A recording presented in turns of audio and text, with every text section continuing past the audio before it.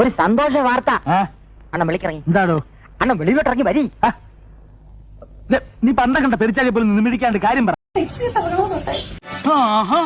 സംഭവം അങ്ങോട്ടാ വന്നെ. ഇപ്പോഴത്തെ ഈ സാഹചര്യത്തില് ദൈവം തമ്പുരാൻ വന്ന് സ്വർഗത്തിലേക്ക് വാന്ന് പറഞ്ഞു വിളിച്ചാലും ഞാൻ എങ്ങോട്ടേക്കില്ല. വെരി ബിസിയാണ്.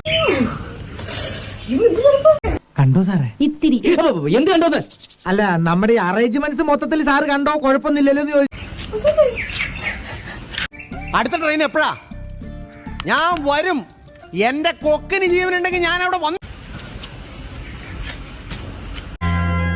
ഇവളാള് കൊള്ളാമല്ലോ. ഏതായി കുട്ടി? ഏതാന്നറിയില്ലെങ്കിലും ഇഷ്ടായി. ഒരുപാട് ഒരുപാട് ഇഷ്ടം. എന്തെങ്കിലും ഒന്ന് ചെയ്യാനായിട്ട് എന്റെ കൈ ഇങ്ങനെ തരി.